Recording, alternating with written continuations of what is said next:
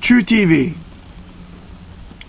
This is Douglas Bickford reporting live from Spokane, Washington. Okay, here's the swing. Yesterday morning it was 26 degrees, and here this morning it's 43 degrees. That's the swing from just one day. Now, it's not normal, folks, to swing 17 degrees in 24 hours in March. The New World Order, the global elite, the U.S. government, the one world government, the TV, the brainwashing machine wants you to believe that this is all normal. And you got to think for yourself, folks, when it's 17 degrees difference in a 24-hour period. I was born in 1955. I came up through the 70s. We had 4 seasons back then. I'm from Oregon. I was born in Newport Beach, California. This stuff is not normal. They are spraying us. They are using HAARP on us, and that's why we're having these weather swings. All you got to do is look up where you live. You can see it happening with your own eyes. Now, this is part 3 of why in the world are they spraying, and you got to watch it. You got to spread it. You got to send it to your friends.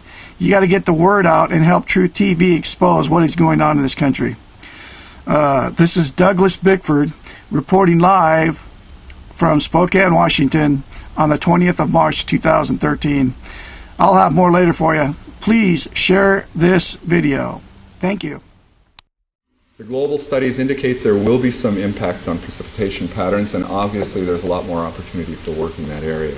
After studying my time-lapse surveillance, one of the reasons I discovered for the trails was that the persistent ones would break, they would misshapen or deform, and other planes would come along and precisely mark off those locations of deformation. And you're not going to get that with a regular fleet. So this had to be one of the primary purposes for chemtrails, in my opinion, was to measure off where we have these discontinuities showing up in the atmosphere. And in doing these actions and discovering those zones where there's different energies in the atmosphere, I think that plays very closely into their weather engineering programs of mark, surveil, and then that data goes into a weather model that they can then use to forecast or, once again, engineer the weather to their designs. But you can also influence what happens locally with the atmosphere by painting the materials that these aerosols are made of with different kinds of radio frequency or RF energy, radar, microwave, the HAARP system. You know, HAARP is an array, a field of antennas, radio frequency antennas. They're 72 feet tall, and they have a cross dipole across the top that's about 60 feet in each direction. 180 of these are in the array today, so you can imagine this field of antennas. What happens is by firing each one, they produce radio frequency energy that normally comes off of an antenna, spreads out rather rapidly. Same principle.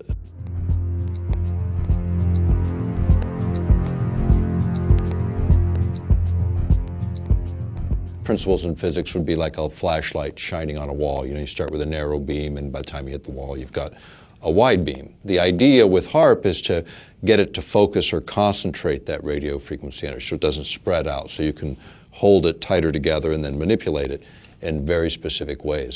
Weather control is a broad topic, so there's lots of ways to control and manipulate weather. HAARP is one of them, because you also have private sector companies getting into this business of weather modification.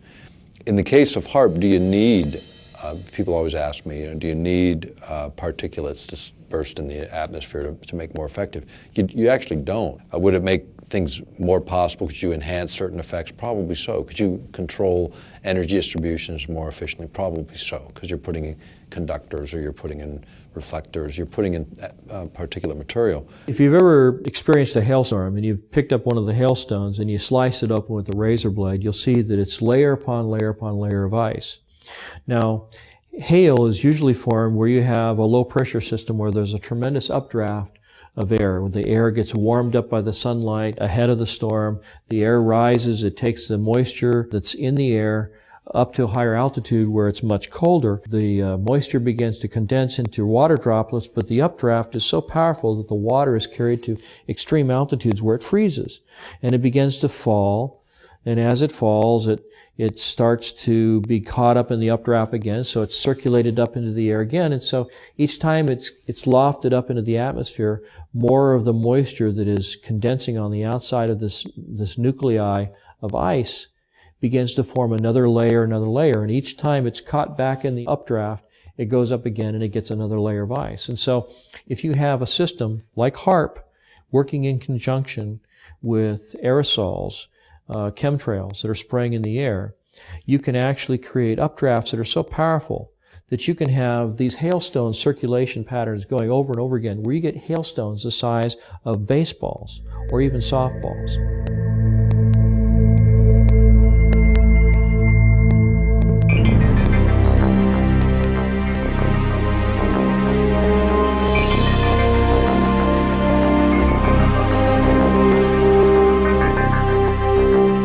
Weather has always been a strategic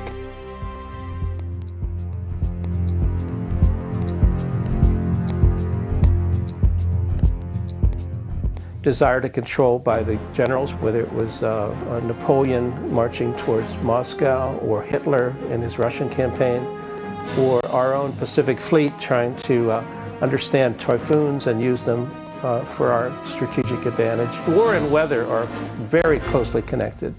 And they've been connected ever since about 1812 or so, maybe earlier than that. Hannibal had to face the snows in the Alps. And so there's a long history of weather and warfare interactions.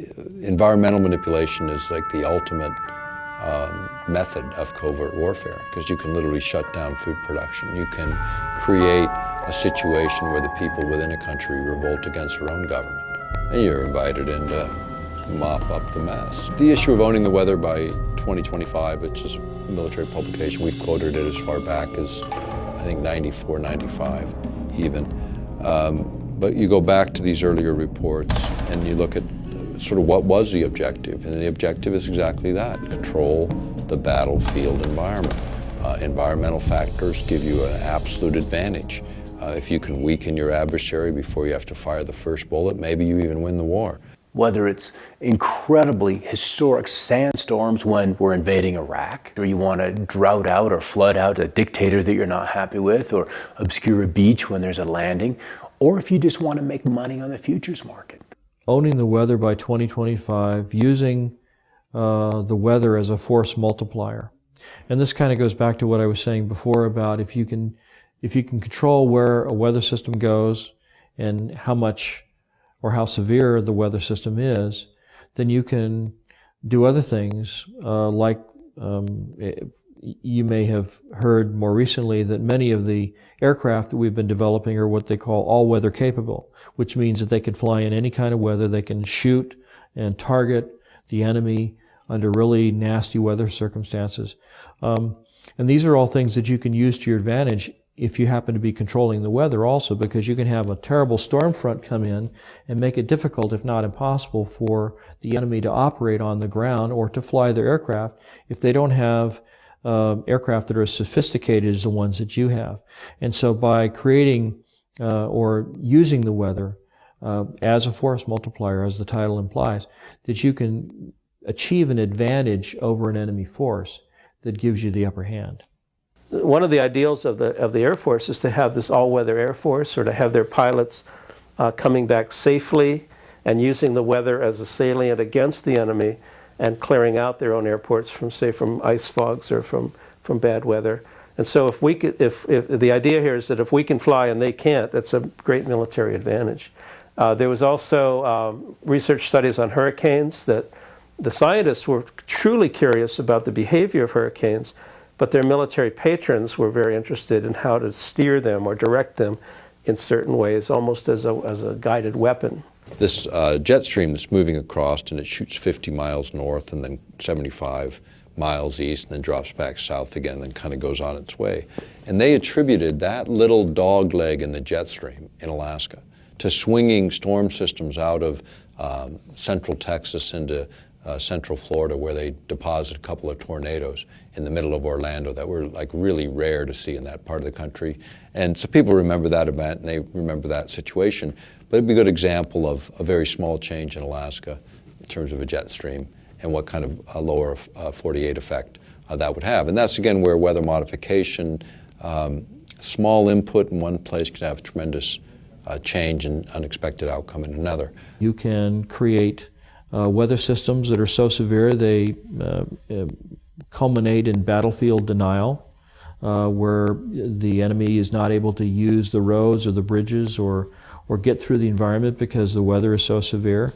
And you can use the weather to destroy his crops, deny him a food source, destabilize his population, because people get hungry. When they're hungry, they get angry and nasty and they don't like what's happening.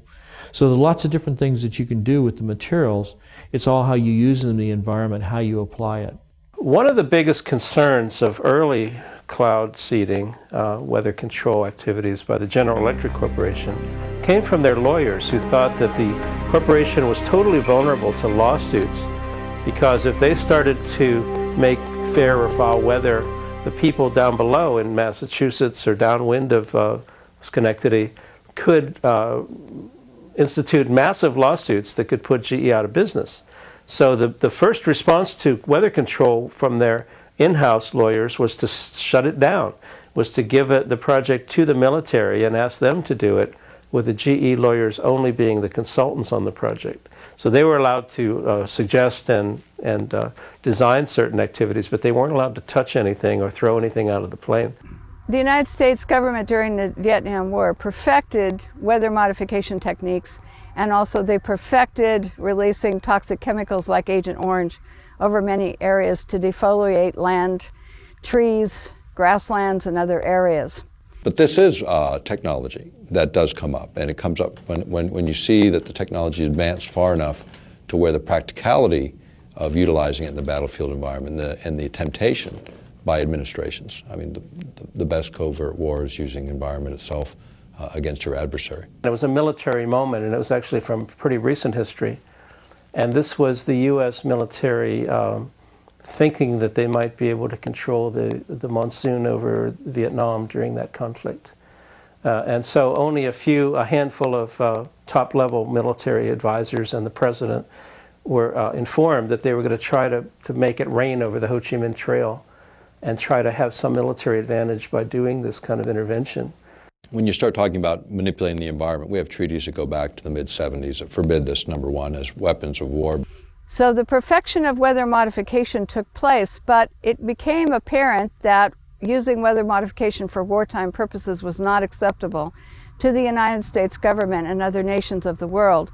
So therefore, the NMOD Treaty came into being and was signed by the United States government after passing Congress. The reason it was signed and implemented was because it would ban warfare, weather modification techniques and use during times of war. Almost all of our treaties that we've signed, including the non-proliferation, counter-proliferation treaties, chemical treaties, the ones that were signed recently, last few years, back maybe a decade now, I guess time goes. But they had domestic exemptions, and so does the environmental treaty, where you can do whatever you want in your own territorial boundaries. I mean, you start manipulating weather in one part of the planet, it doesn't look on the ground and say, oh yeah, wait, this is the boundary of a political boundary. It fails to recognize those. So you start to talk about geophysics and manipulating the planet itself.